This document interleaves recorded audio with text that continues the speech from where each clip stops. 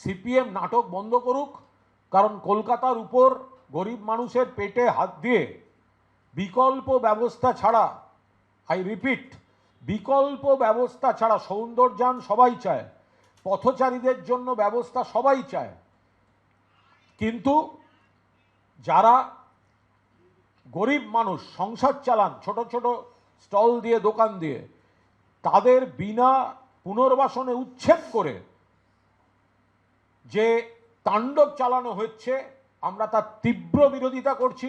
মনে রাখবেন, একটা হচ্ছে হকার পরিবারগুলি পথে বসছে, আর দুই, সাধারণ মানুষ, আমরা যাদের স্বার্থে পথ পরিষ্কার করছি তারাও কিন্তু এদের কাছ থেকেই কিনতেন, এদের কাছ থেকেই খেতেন, হয়তো সস্তায় পেতেন কিছু।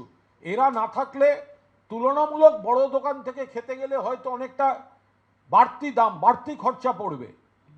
ফলে যথাযথ বিকল্প পুনর্বাসন ব্যবস্থা ছাড়া এইভাবে যে হকার উচ্ছেদ হচ্ছে, তৃণমূল কংগ্রেস 1996 সালে সিপিএম করেছিল এই হকার উচ্ছেদ।